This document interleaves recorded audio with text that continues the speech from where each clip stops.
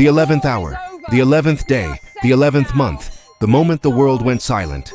But this is a lie. The Great War didn't end. It was scheduled to end. And in its final minutes, men were still dying.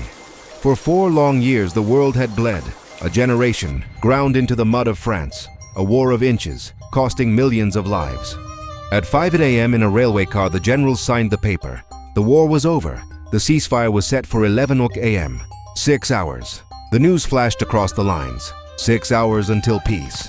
But in those 6 hours, generals on both sides had a choice. Some commanders ordered their men to stand down, but others ordered a final charge. Men were sent to die for a war already lost. Which brings us to Private Henry Gunther, an American, recently demoted.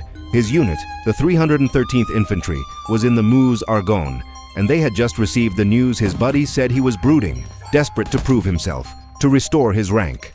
The order came down. One last push. Take the German machine gun nest in the village ahead. The clock was ticking.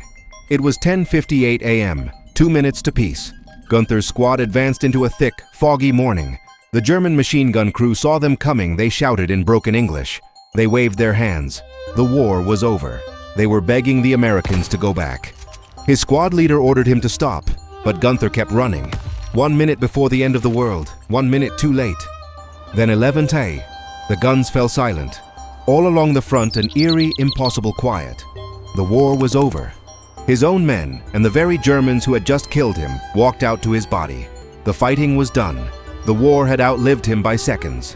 Private Henry Gunther, the last American, the last soldier of any nation, the last man to be killed in the Great War.